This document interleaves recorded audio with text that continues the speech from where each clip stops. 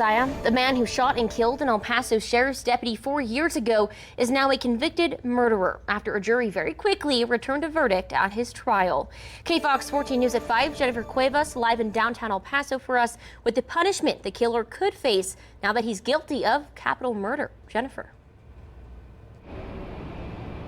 Facundo Chavez now faces the death penalty or life in prison without parole following the jury's guilty verdict. In the closing arguments, the state asking the jury to find Chavez guilty based on the facts that were presented during the trial. Meantime, the defense asking the jury to instead consider the influence that Chavez's ex-girlfriend had on him the night of March 22nd of 2019.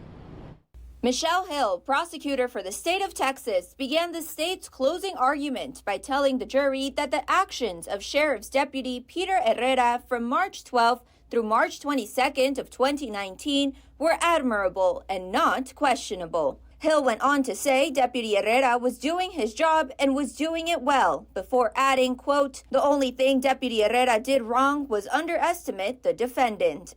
Meantime, Leonard Morales, defense attorney for Facundo Chavez, began his argument by saying, "We are not insane, we are not blind, but we are asking you to consider some of the elements." The defense argued that the traffic stop of March 22, 2019 changed from a routine stop to a drug bust. This, as they'd previously said, Deputy Herrera was trying to move up from patrol to the narcotics division. Morales asked the jury to consider how information coming from Chavez's ex-girlfriend Arlene Piña could have influenced him to shoot Deputy Herrera. Morales telling the jury, quote, "He was not alone. There was a devil on his shoulder named Arlene Piña. Had it not been for her, maybe these two would have never met. In the end, Facundo Chavez killed Deputy Herrera, but we all needed you to know why."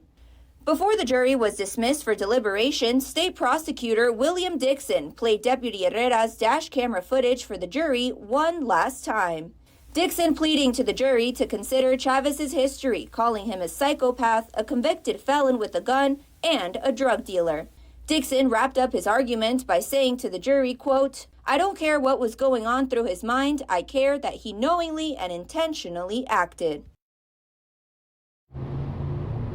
Now, during the state's closing arguments, the defense made a motion asking for a mistrial twice. The judge denied both of those motions, and the sentencing for Facundo Chavez will begin tomorrow starting at 9 a.m. We will be hearing later today from District Attorney Bill Hicks regarding this case. I'm reporting live in downtown El Paso, Jennifer Cuevas, KFOX 14 News at 5.